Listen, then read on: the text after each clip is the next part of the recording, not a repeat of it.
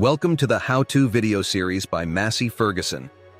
In this video, we'll explore the basics of how to operate MF section control. To get started, open the section control menu by selecting it from the main menu. The first scrolling menu displays the connected implement. With isobus, the implement is selected automatically. If multiple isobus implements are connected, you can choose the correct one from the list. Next, you can select which boom you want to set up.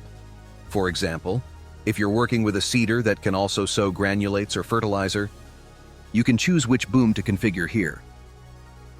Below this, you'll find options for automatic or manual section control activation. Then, choose the working area where you want the section control to be active. With the leftmost setting, you first work on the field, excluding the headland. Section control shuts off at the headland line. The middle setting finishes the entire field, with section control closing at the field border. The last setting makes the section control react only to its own overlap. Here's an overview of the results with each choice. The last button on the bottom left of the menu is for virtual headland parameters. You can adjust these settings as needed. The entire right side of the screen corresponds to settings for the selected boom. The first overlap setting is in field. At 0%, the section switches off immediately as soon as overlap occurs. At 100%, the entire section must be in the previously worked area before switching off. At 50%, half of the section must be in the worked area before switching off. Adjust these settings based on your goals and the type of implement. The boundary setting works similarly to the in-field setting, using percentages but is meant for field boundaries. With the driving direction setting, you can fine-tune section control, for instance, for precision drills or half-row spacing for crops like sugar beet. This is achieved by adjusting the overlap in driving direction to the desired value. With the tolerance for outer sections, a specific overlap is tolerated only on the outer two sections, left and right. This setting doesn't change the infield or boundary settings.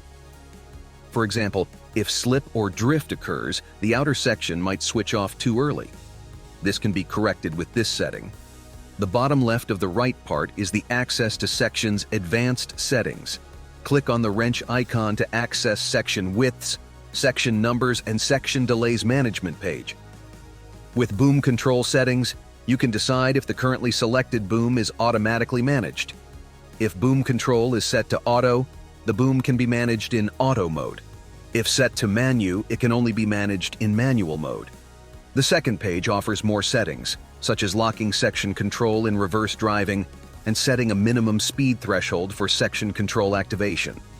From the guidance map, you'll find a dedicated shortcut reflecting the section control mode you're using. You can manipulate it in two ways, a short press or a long press over 2 seconds.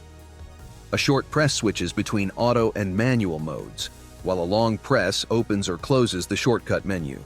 In this shortcut menu, you can activate or deactivate obstacle consideration, for example, to avoid spraying over a pool of water. You can also access the main section control settings menu, select the preferred section control limits, and switch between auto and manual section control. Once all your settings are configured, you're ready to start the job. You now have a complete overview of MF section control basics. It's your turn to try.